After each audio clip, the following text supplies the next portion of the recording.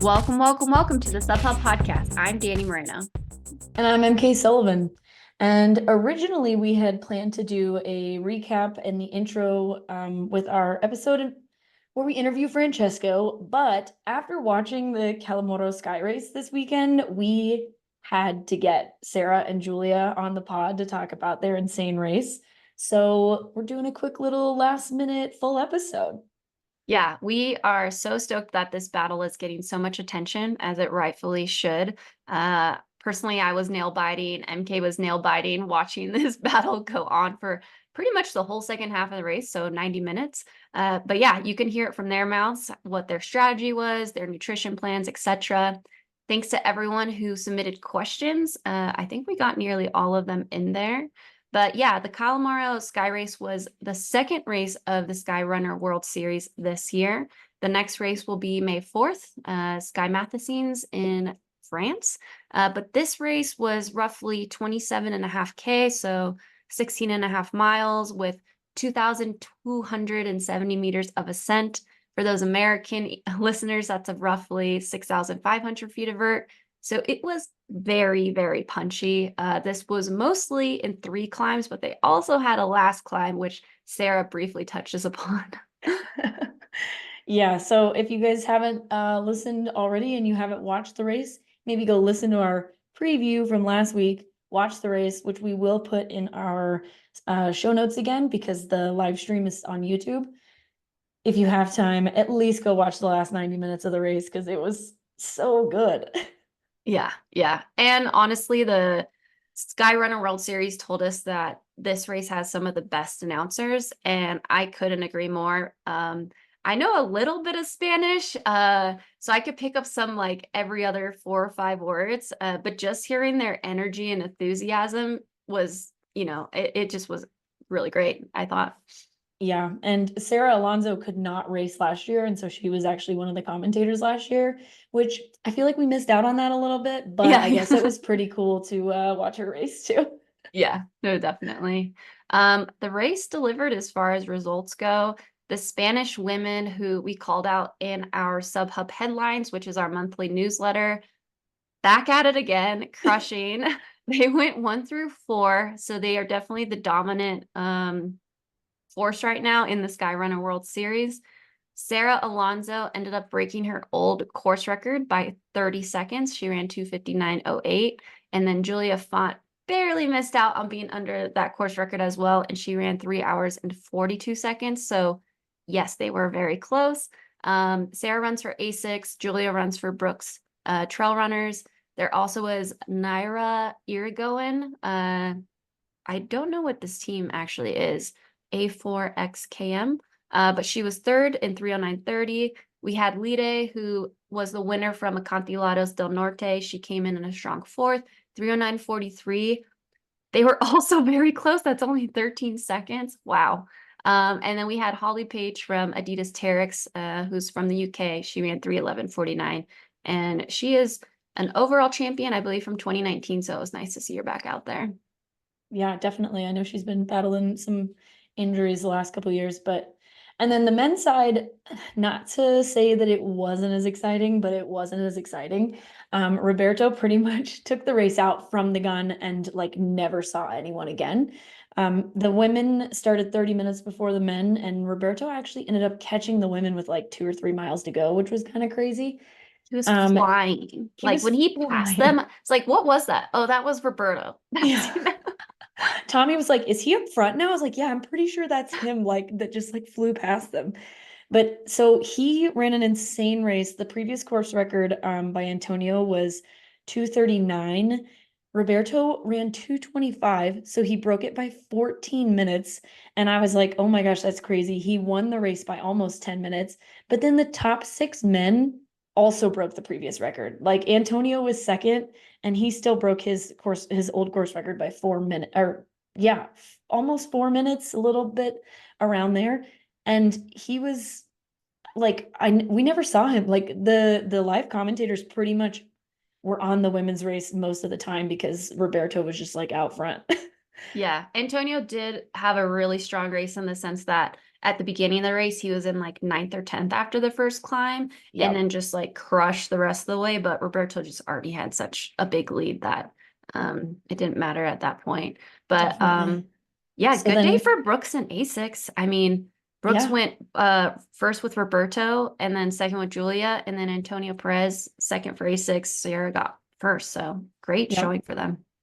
And then in third, we have Luca Del Perro from Team Scarpa in 236.55. Fourth, Mario Sancha with Team Independent, 237. And in fifth, Sebastian Poissy Brooks Trail Runner also.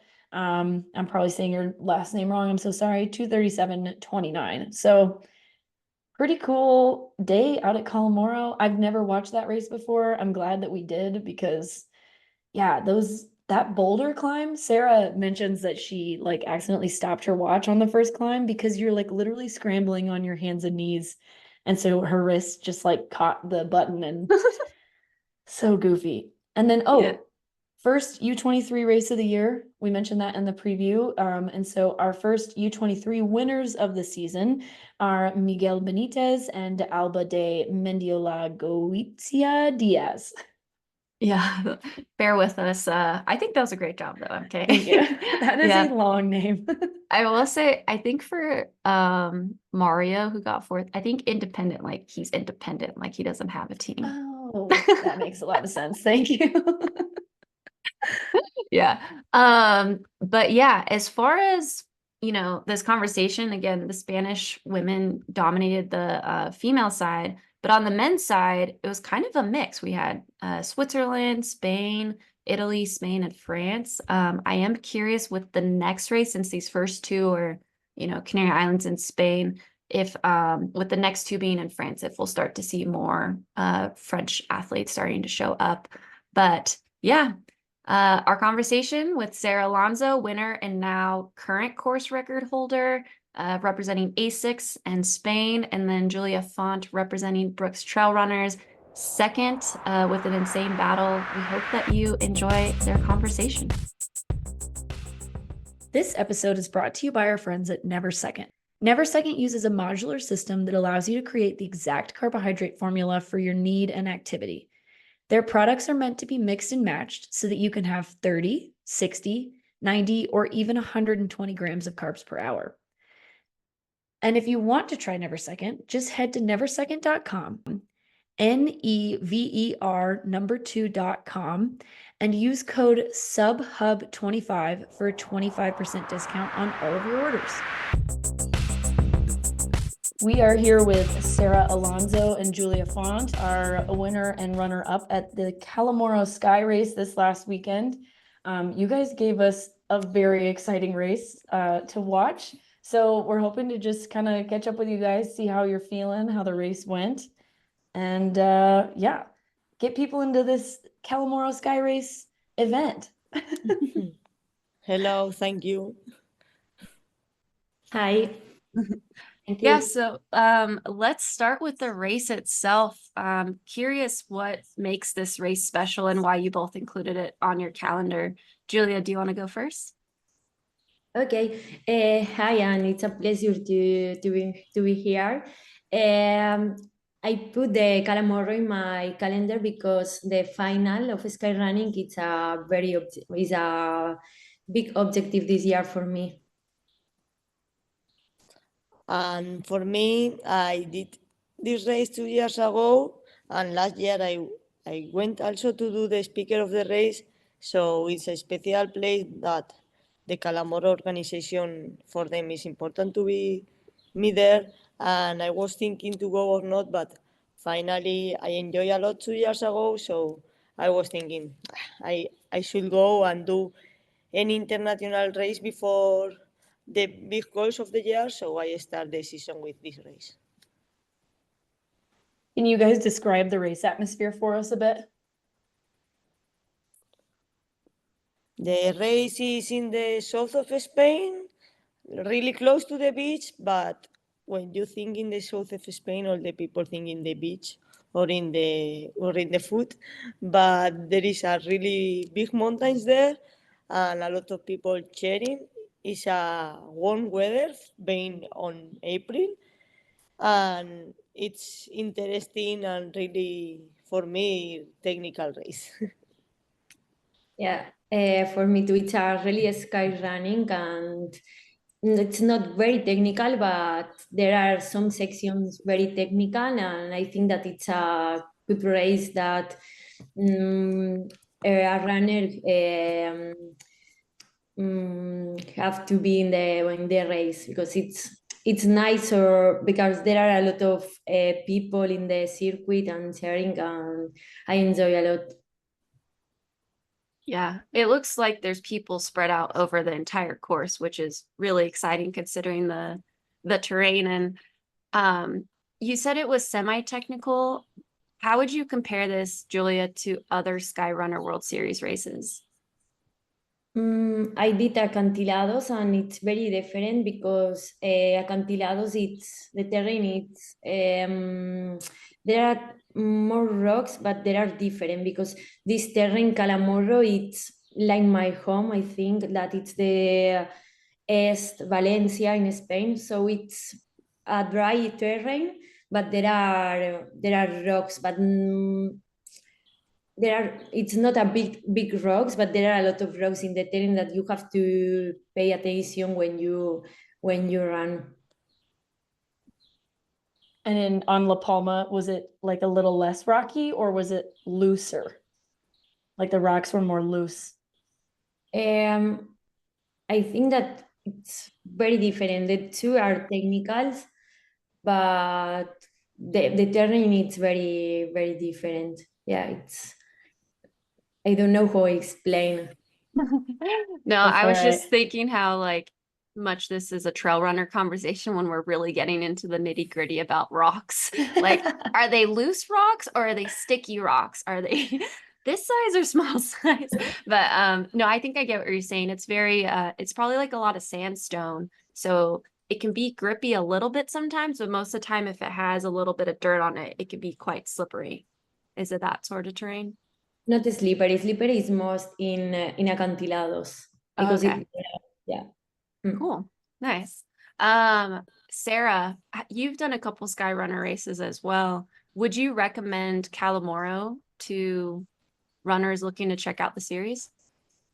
Yes, it's really interesting race that with 3 big climbs that normally the races have 1 or 2 climbs, and for being 26 kilometers race, it have a lot of vertical gain, and it's a race that you can push all the time hard because the climbs, except the first one, you can run or try to run, and then in the downhill it's like Julia said, you need to pay the attention in all the time because there is a lot of sand, a lot of rocky, that if you go really fast you can twist your ankle in any moment. So it was interesting, and you can do a lot of strategy because there is like 3 climbs and 3 downhills.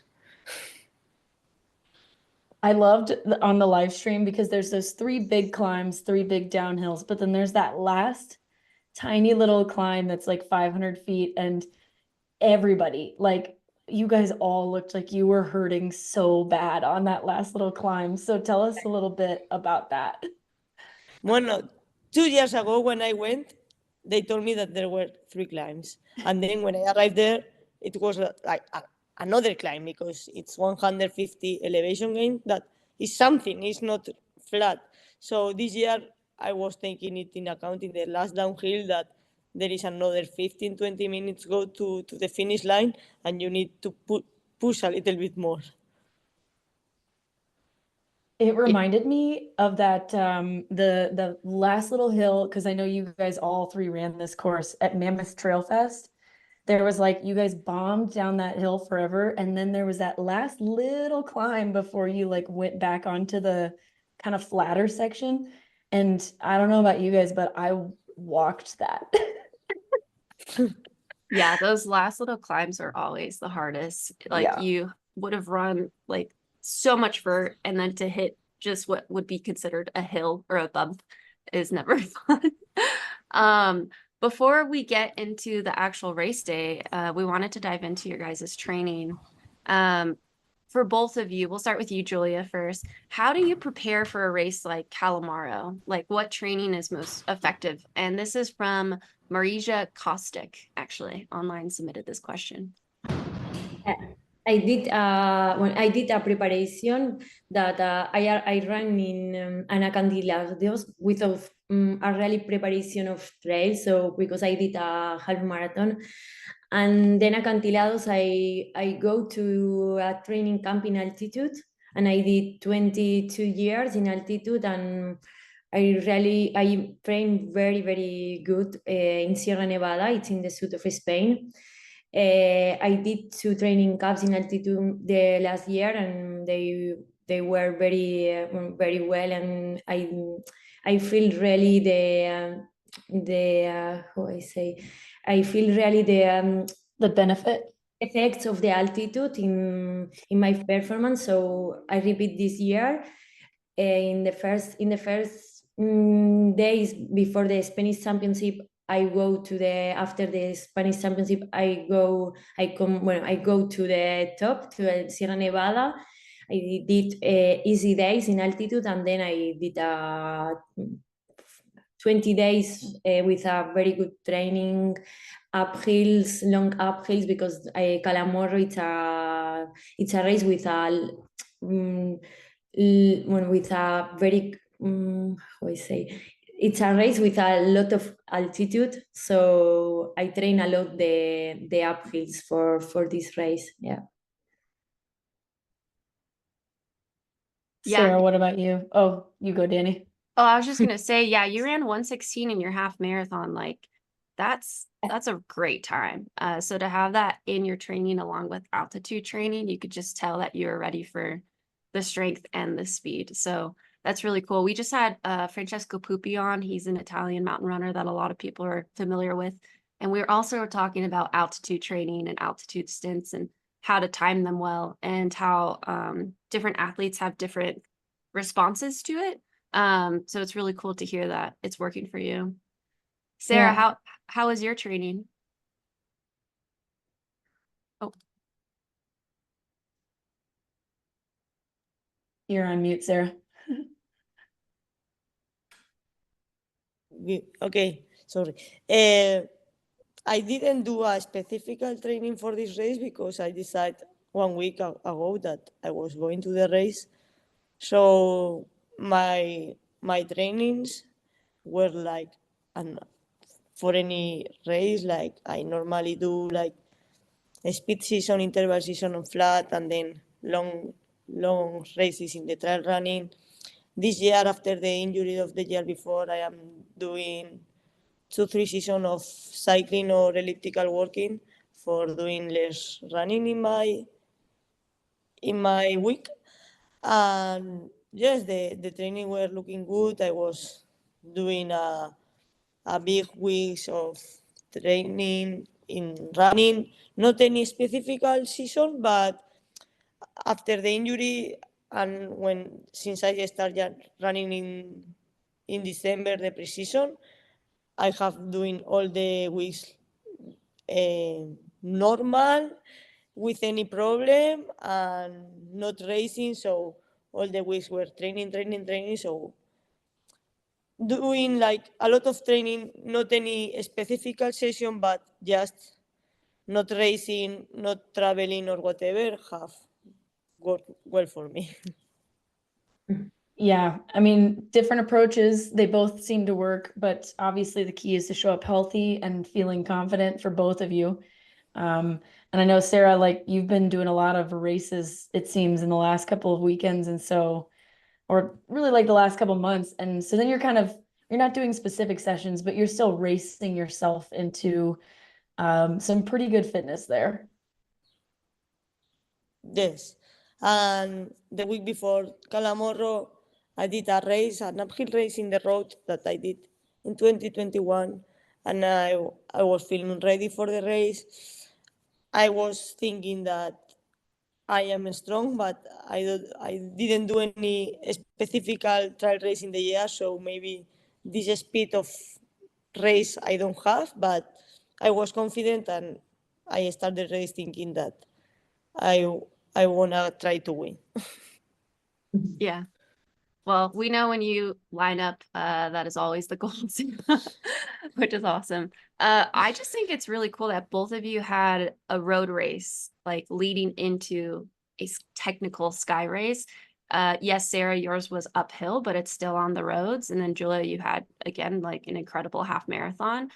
So I just wanted to point that out to people that I think this sport is changing where you do have to continue to have that speed. And I mean, you guys were out there for roughly 3 hours, basically, almost on the dot, both of you. And I'm sure, at least watching you trade places, like you both put in some really good surges, and I'm sure that road work and that intensity definitely worked out to help with that. This is a question from Sylvia, who is very common on the Golden Trail World Series scene. And she's been in some Skyrunner races as well. She wanted to ask you, what is your most common intensity workout? Julia, you go first. My common. I don't know my common, but I try to do 1 day of flat, and then 1 day in uphill or 2 of intensity. I don't know the common, but I like to combinar. I like Combine. the flat and uphill, because I think that, how do you say, it's very important, the two things for be competitive in the race, in the international race.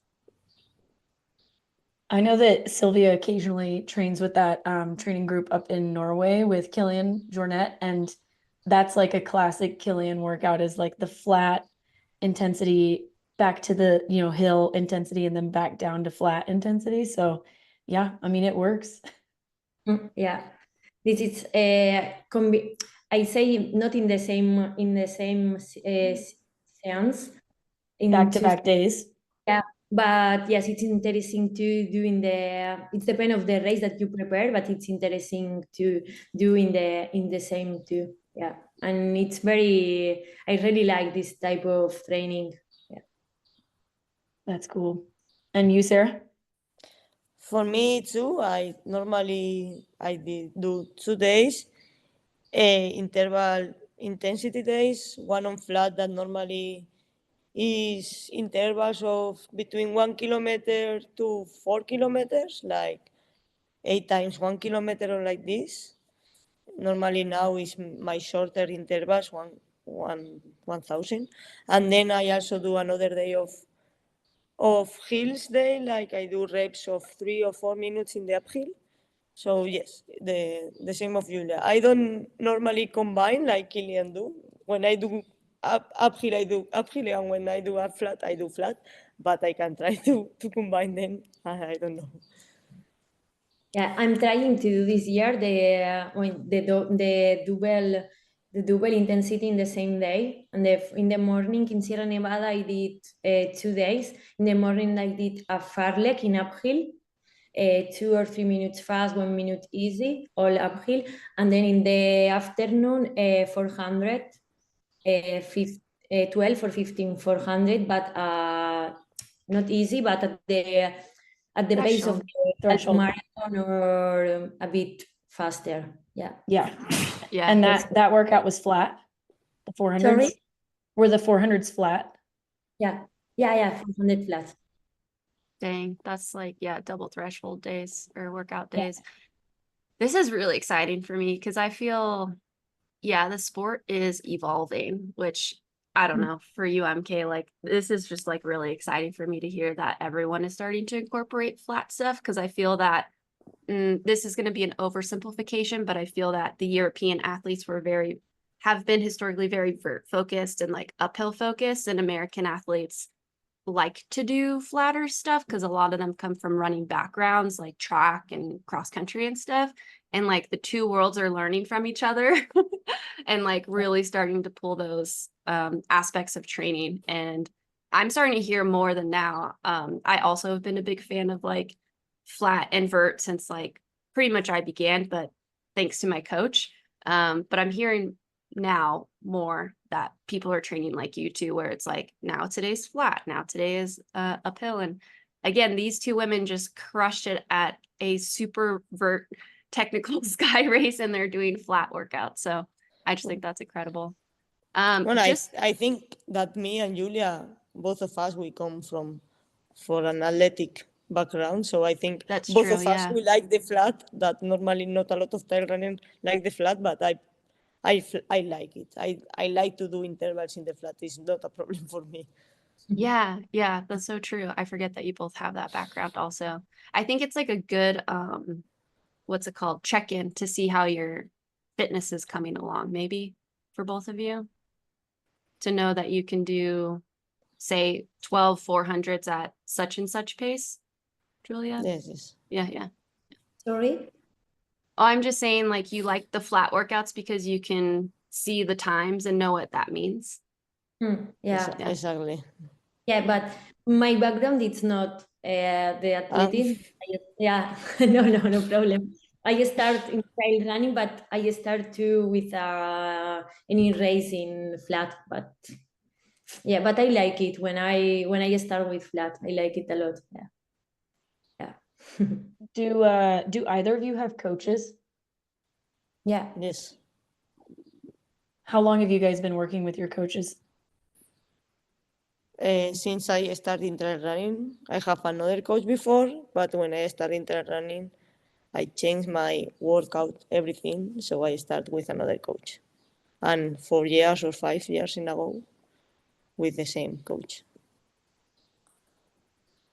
For me, since 1 year and a half.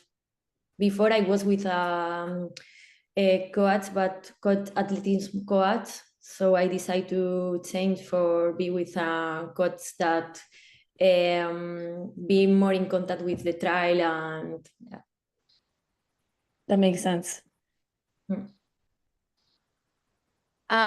So to wrap up kind of like this training section before we get to, the more exciting part for a lot of people, talking about race day and how that went for both of you. A question for each of you. Sarah first, did you change anything in your training from the last time you raced in Calamorro? And you kind of touched upon this, but just to kind of like summarize what your journey has been since the last time you raced this course.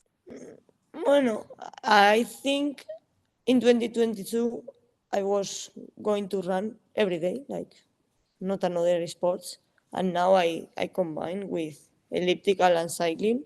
But then the run workout is more or less the same.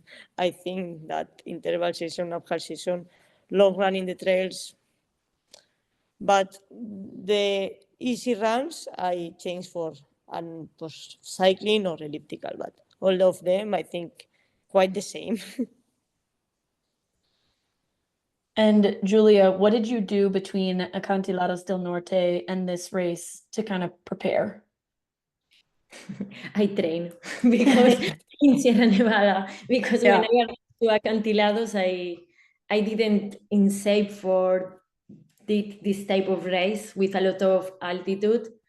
So I come to train flat, and I did a lot of things of uphill. So I go to Acantilados, and then I go to altitude, and I train a lot in Sierra Nevada, a lot of uphills. That it's if I train more in flat in winter, and then I did a progression to the trail. So more elevation. I did more elevation in Sierra Nevada and more hours in the mountain. And I mean, you could tell, like, you from Acantilados del Norte to Calamorro, like, just popped off. Yeah, I want to run in Calamorro too for see the difference. It was very exciting the day before for see how the training it was in Sierra Nevada, because I know it that I improve a lot, but if you need the race and seeing the race, and it was very very nice see that all the world I don't know what I Just say. pay Only- off. Have Yeah. worked. Yeah. Yeah. No, that's a great feeling. Cool. Well, let's transition to race day. Let's start with the plans themselves, right? So I'm sure you both learned that there was a course record bonus. Maybe the goal was already to try and win, and that was just like an extra incentive. But preparing for the race, did you both have a nutrition plan? We had several questions asking how much you were eating throughout the entire race. So Julie, you want to go first? Okay, for me, I use the NAC products, the drink, energy drink, that it's 70 carbs of for bottle, and I take 2 bottles, and then I take prototype gels. Then they had 30 carbs for gel. So I calculate and I take it in total 85 grams, and that it's a lot for me. Each hour, Well, 85 grams each hour. Yeah. Yeah. Nice. 50 grams in a gel. Dang. That's No, nice. 30 in a gel. 30, yeah. Oh, 30. Okay. I was like, how did they Yeah, get sorry. 50 grams? That is Oh no, impressive. yeah, 30. 30. Okay. Yeah. Nice. What about you, Sarah? I also have in the bottles from prototype of Bau that is not now, and then I take another gels. But after 2 hours, I am not used to running in the afternoon, so my stomach was totally bad for the warm and for the hour. So I think I take like 40 or 50 grams the first hour, the second hour, and the third hour. I didn't take any water or nothing. I think there is a video that I go to the aid station. I don't take nothing because it was really painful, and I arrived to the finish line like really painful, and really need to water because I think maybe you should take something. But in this moment, I was like, if I take something more, I will stop. So I think maybe before the race I should do any big season in the afternoon, but I didn't do. But finally it worked well. But for the next race, I think there is any race that you run in the afternoon or as long race as this. Maybe I did the Sue Golden Trail Series, that is the prologue, but it's just 40 minutes or something like this. So for the next one, maybe I should train to eat and to do a lot of hours in the afternoon. And my strategy that you say of hours or course record, in my mind, I think I say that it was really difficult for me doing the record because in 2022 I was feeling really strong. So in my mind, I wanted to win, but I wasn't thinking in the close record. And Oyana started really fast, and I tried to follow her, not really close, but at least to see her. And then I never trained with a lot of climb or vertical gain, so I have put the auto stop in the watch, and in the first climb that you need to walk, my stop. With my watch stop. So I didn't know the time of the record in my watch because during 2 or 3 minutes I didn't know my watch was stopped. So my mind was just to run and then just to try to follow Julia. And then I didn't know the record until I was there in the finish line. My college coach used to always tell us, race and the times will come. Because, like, especially as an 18-year-old, you get caught up in like, oh, well, I want to run this time in the 5K. And he's like, no, we want to win races. And then we can worry about running those times, like they'll just happen. But Julia, I'm curious, what was your race strategy going into Calamorro?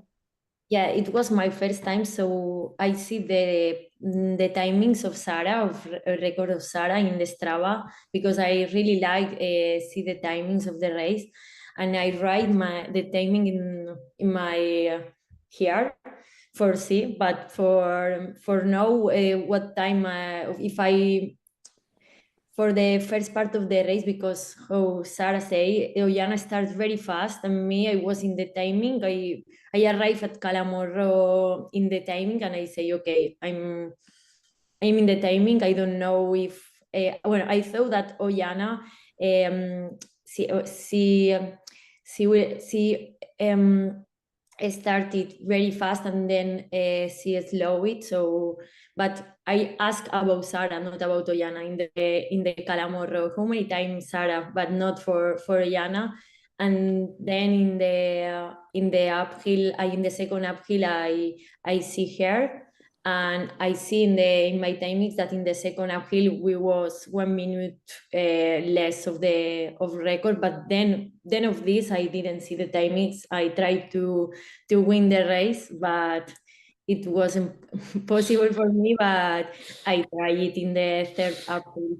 I think that I did a change I changed in the third uphill, and I take 10-15 seconds, I don't know how many, but Sara take me another time, and it was like, whoa, she's another time here. And then I thought in the downhill I tried to go alone, but it was impossible. Yeah, I think that's awesome that you write the times on your wrist to kind of give you an idea, especially for your first time being there, and just kind of like checking in with yourself of how the timing is going. So it sounds like you saw Sara going into the second uphill. Is that correct? I started going uphill in the second climb, and I was alone, and I was like, wow, it's very easy being first. And then I look back, and it was Julia there, and I say, it will wasn't be easy. You're like, I thought I was done. And then I say, okay, it's better slow a little bit and keep energy to go with her. So I take calm, and she passed me, but my strategy was going with her. And then I was trying to pass her to give her a little bit of, I don't know, relevo in English. Relay. Yes, I wanted to give her relay, but she just want to lead the race, so I keep her going. And in the third climb, that my stomach was going really painful, she started pushing hard, and I wasn't able to catch her. So I think she take me 30 seconds or something like this that she say. But suddenly I say, okay, Sara, you are doing good race and you are doing great time. So try to be there and doing a good race, being second, that being the first race, it will be super good. But then I take her again, and it was like, wow, it's good that I take her, because this means that the race is not over. And then I see the second downhill that she was pushing hard in the downhill. Maybe it was better than me in the technical terrain. So I say, oh, this is the more difficult downhill, and I want to go after her to see how it's going. And then she falls, and I passed her, and I was thinking, I don't want to win the race because she falls, but I suddenly see that she was going fast again and passing me really fast. So I say, okay, she's okay, she's not being painful or something like this. And then in the last part that is more runnable, I really like these parts that you can run, and it's the moment that I take a little time and I win the race, but I was thinking that it was over in the third climb. Julia, I'm curious, like, were the moves that you were making intentional, or like were you just like, was that your plan going into the race, or did it just happen while you were out there? I did intentional, but I planning in the race, because I see that I had energy for pushing the uphill. So I thought that if I arrive in the top in the third uphill, I could down alone, and it's very easy if you down before another person. So the planning was that take a gap and then down alone, but it was impossible. And then in the last part that I really like a lot, the runnable, but I was without energy. I don't know if it was for my third uphill and then for catch Sara again. So yeah, but it was intentionality. Yeah, intentionality. And you fell pretty hard, it looked like, coming off of the third climb. Yeah. But like Sarah said, like we were like, oh no, that's it for Julia. But then you came back again. And so you Yeah, guys I were don't know. relentless. I don't know how she catch me again because I really push and then I see the gap. I say, okay, now it's okay, but I think that I did the change very soon. So it was a long uphill. It was 22 minutes, so it was long. Yeah, I could imagine this race being very difficult, especially when you're racing someone so closely, where you're pushing really hard uphill, and then you almost immediately have to switch your brain to technical downhill to run straight down. And so on that third climb, Julia, when you were pushing up and you said you got a little tired coming off of the back end, at what point did Sarah, you catch up again? I don't know. Yes, it was like 24 minutes uphill, and she started pushing hard in the beginning.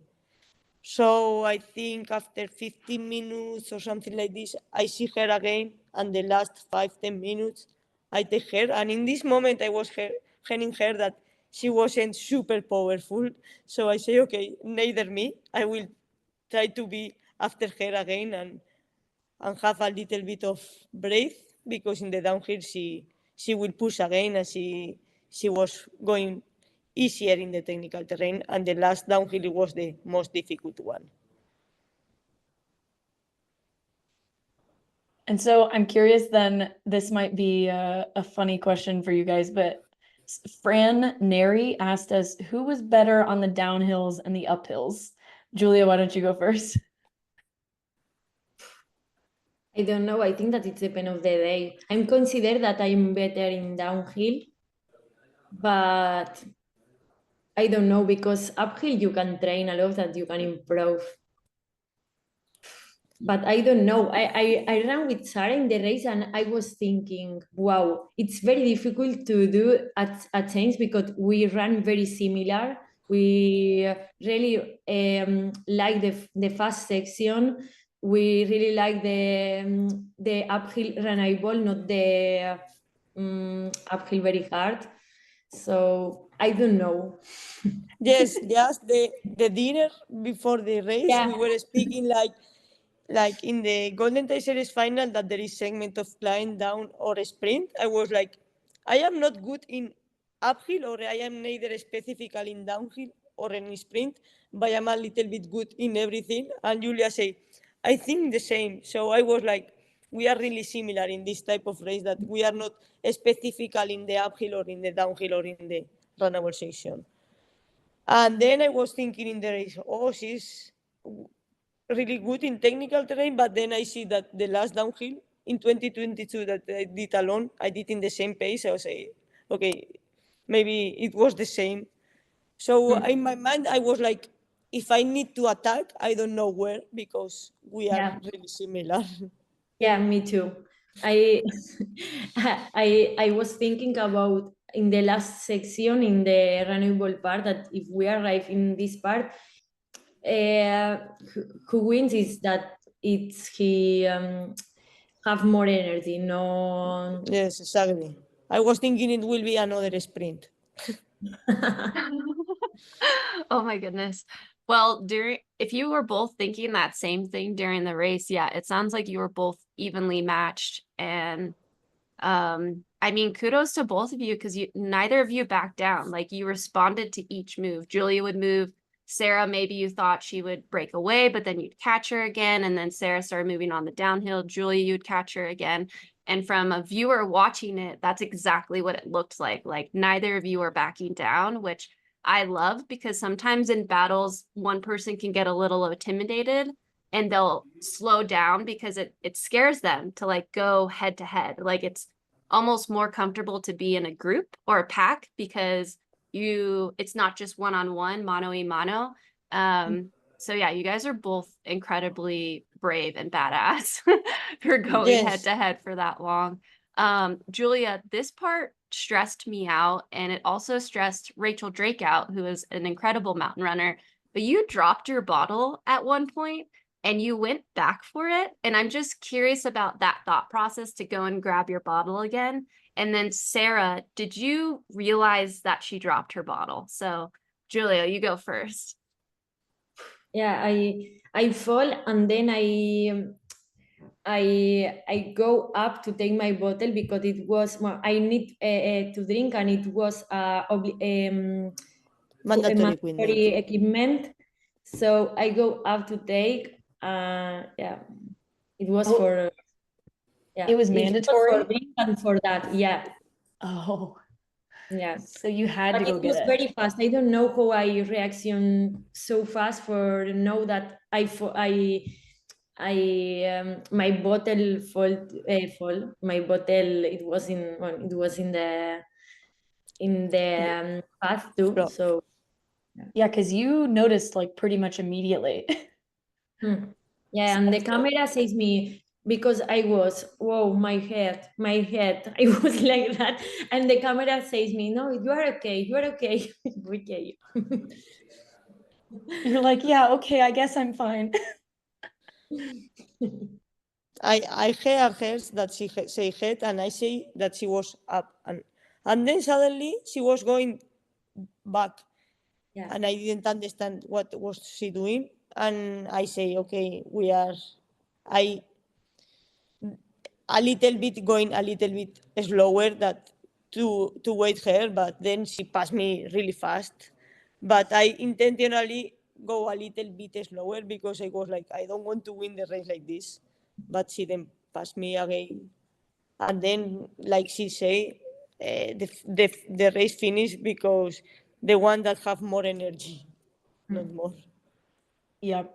That's it's always scary when you're near somebody who's like fallen and you like gotta kind of check on them, but also you are still racing. And I like that happened several times at Worlds, I feel like in the beginning, where I kept passing a bunch of dudes who had gone out way too hard and like had fallen, and you're like, do I check on you? Do I keep going? Like, but Yes, exactly. it was great to watch you guys do that. And then so I guess last question about the race. What was the most difficult part of this race for each of you? Sarah, you can go first. For me, it was the third climb when she went that I was thinking that the race was over, and then to catch her again.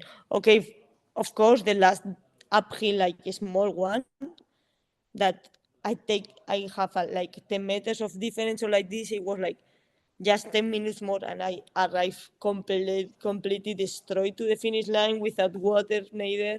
And the last 1-2 minutes, I was suffering a lot, but it was like you have 1 minute up and you have the finish line. But the third climb, I was totally destroyed, and she was pushing really hard. For Yeah, me, I for was just me, gonna say, sorry, Julia. I was just gonna say that's always hard when you feel like you just made a big move and then someone comes back. And you're like, I thought you were done, and then they keep showing up. So that is a very hard part. Okay, sorry. Yes. Go ahead, Julia. For me, the last part, because I felt that I was without energy for follow Sara, and it was like more mentally that more suffering mentally, because I say so it's impossible to catch her, and it was like, okay, I will arrive second, but but it was, I didn't suffer a lot. I suffered more in the third climb, I think, but I think that it was like, okay, I couldn't more, and yeah, the last part, the fourth climb, yeah. Yeah, the one that was 150 meters or like 500 feet that we were talking about earlier. Yeah. Sarah, when did you kind of know that you had won the race? Well, in the last aid station that I have 10 seconds, and I was like feeling a little bit better. And I see that when I passed her, she didn't go after me. And all the time before that I was trying to pass her, she was all the time attacking me. So when I passed her and she didn't attack, I say that she was tired and I will win. But I wasn't really sure, and all the time I think that in the life I see that I am in the road and I was looking back because I was like, the race don't finish until you arrive to the finish line. Yeah, that can be extremely stressful, especially when you've been battling the rest of the time or the entire second half of the race, pretty much. Julia, in our opinion, like this was like next level performance. Like you've had a lot of great performances, like at Ultra Pure New, as well as at some like Golden Trail races, but you were also like right at this course record. You were battling with Sara the entire time. And so we're curious, like, what are you taking from this race with you to the rest of the season? Sorry, I don't understand the question about Like, what lessons or What did you maybe learn? what did you learn? Like, what are you Yeah. proud of that you'll apply to the rest of your races this season? okay. When Sara says me that she come to run, I was very happy because I say, okay, it's very nice to compare how we finished the year in Golfo di Sola in the final of Golden and how we start this year. And I think that we learn a lot because it was 1 hour and a half of a lot of decisions for try to win the race. And I think that when you are in this situation, you learn a lot for the next race.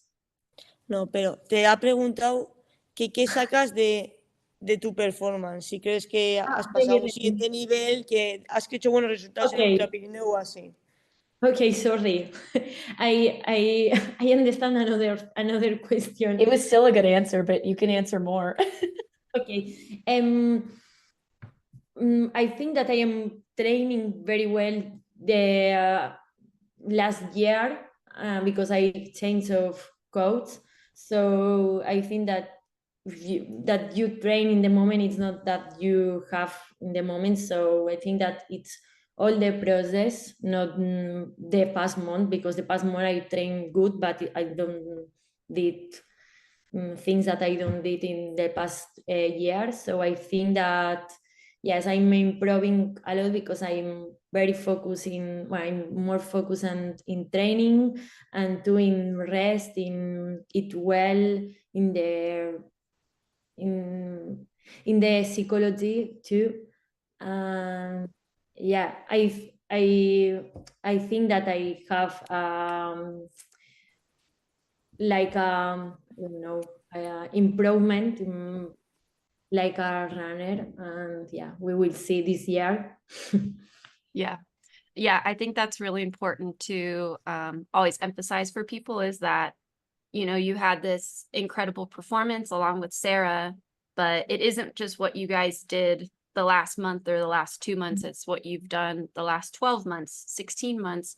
And so for you, yeah, doing altitude, having a new coach, more focus on psychology and nutrition and stuff, like that's all paid off. And then for you, Sara, like applying cross training and like learning a new way of training for you or relearning, that's all paid off too, that you are better even with like this new style of training. So yeah, just know for everyone, like this battle was incredible, but it did not come without the cost of a lot of hard work by both of these incredible women. So yeah, huge kudos to both of you guys. Again, what just like a badass performance. And like, I am so stoked and MK's so stoked how much attention this is getting, because it does need to be elevated so people can see like where the sport is going, but also just between like two incredibly strong women. Last but not least, this is the last question we have is, what do you guys have next on your calendar? Sara, go ahead. Bueno, both of us, next Monday we go to Asia, to the Golden Trail Series to both of the races, to Kobe and China. And after that, I will go to Zegama. And for me, yeah, I have this year, my objectives, they are OCC in August, and then skyrunning and golden. I will try to do the 2 circuits, but very focused in OCC and the final of skyrunning because it's in my home. Oh, that's cool. Yeah. But you guys are both going to Kobe next. So that's next weekend, which is kind of crazy that that's happening Yes. already. Another battle. Yeah. Yeah, and then that one is like pretty technical from what we've heard. It starts on like a massive downhill, and then there's a lot of ups and downs. So you guys are like pretty prepared from this Calamorro Skyrace. Yes, I think it will be really technical because it's the same elevation game of Calamorro, but with 5 kilometers less. So the uphills and the downhill, it will be really birds. Yeah, Spicy. yeah, have fun with that. But Thank you. yeah, good luck to both of you. We're excited to follow you guys for the rest of the season. And thanks again for coming on kind of last minute. Danny and I watched the live stream this weekend and we were like, we have to get these two on. That was such a good race. And we talk all the time about like in trail running, it's just kind of a different world. Like I feel like not often would you get two people who have just competed against each other on a podcast to talk about a race. Like, thank you guys for being willing to come on and talk about like racing each other instead of just like just talking to Sarah because she won the race, you know. Thank you. Thank you so much. And yeah, we'll see you guys in Japan. You come to Japan? No, No, we'll be watching from home. We'll watch you. We'll watch you in Japan, but Okay. we're excited to cheer you both on Yeah. and see how this translates over.